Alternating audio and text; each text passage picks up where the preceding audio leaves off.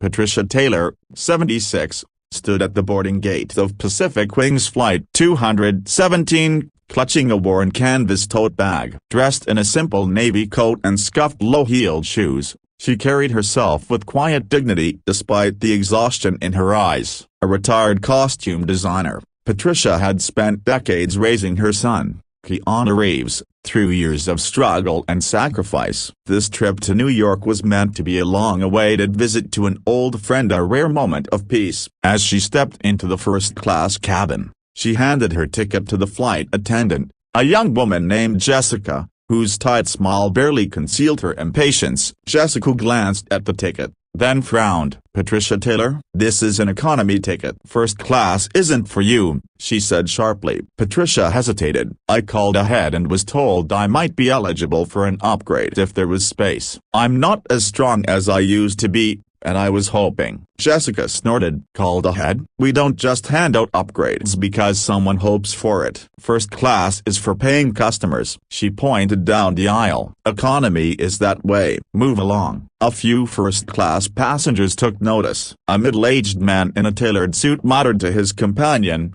another old lady trying to sneak into first class without paying. "Typical." The woman beside him chuckled. "They always think they deserve special treatment." Not everyone was so callous. A young woman with dark hair frowned. "That's harsh," she whispered to her friend. "She's old and looks exhausted. They could at least be nice about it." Patricia sighed and turned to leave, accepting her fate. But before she could step away, a firm voice cut through the air. "Hold on a second." A man in his 50s stepped forward, his crisp gray suit and leather briefcase signaling authority. Richard Cole, a veteran airline executive and major shareholder of Pacific Wings, had been quietly observing. He fixed Jessica with a stern look. "She's elderly and clearly not well. I see empty seats right here. You can't make an exception?" Jessica crossed her arms. "Who are you to tell me how to do my job? Rules are rules. If you're so generous, give up your seat." Richard's jaw tightened. "It's not about rules, it's about basic decency. You're embarrassing her over nothing." He turned to Patricia. "Ma'am,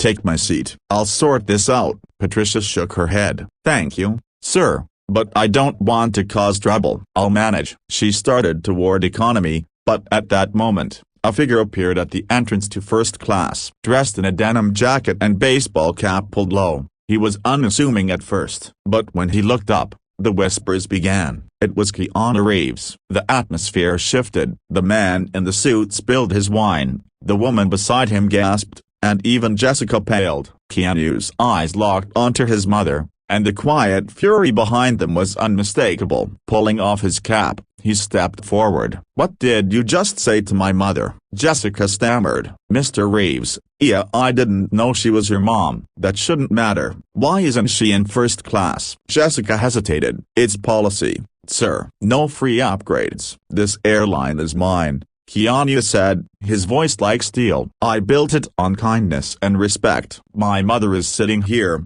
and that's final." Before anyone can argue, Keanu guided Patricia into an open first-class seat. But Victor, the pompous businessman, stood abruptly. "Hey, Reeves, I paid top dollar for this seat, not to watch some celebrity play hero." Keanu turned to him. "You paid for a seat, not the license to disrespect my mother. If you have a problem, I'll refund you double right now." Victor scoffed. "Oh, you think you can throw money around and call the shots? This isn't one of your movies." Richard, still watching, finally spoke. "Victor, sit down before you embarrass yourself further." Before the tension could escalate further, the plane lurched violently. Gasps filled the cabin as the captain's voice crackled over the intercom. "We've hit unexpected turbulence. Please remain seated." The plane shuddered again, and panic spread. Victor, his bravado faltering, shouted, "This is what happens when you let celebrities take over." Jessica tried to calm passengers, but her voice wavered. Then Keanu stood, his voice cutting through the chaos. "Everyone, relax. The pilots have this under control. Panicking won't help." The reassurance settled some, but the turbulence intensified. Drinks spilled,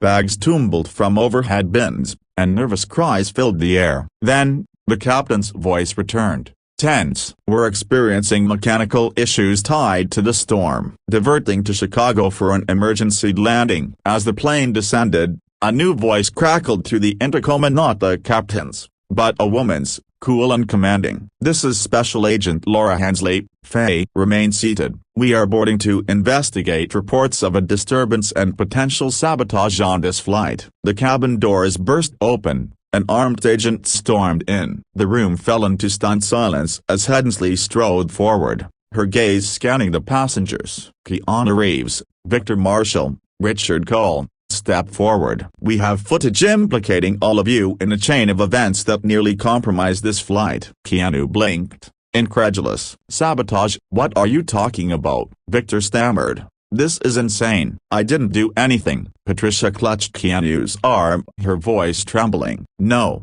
you can't take my son. He was protecting me." Keanu turned to her, his expression calm despite the chaos. "Mom, it's okay. I'll handle this." As agents led them away, Lily, the young woman who had been filming, posted the final video. Keanu arrested after standing up for his mom. WTF just happened? The storm outside raged on, but inside, lives had been changed forever. And somewhere in a holding room, Keanu sat, staring at the wall, wondering how standing up for kindness had landed him in cuffs.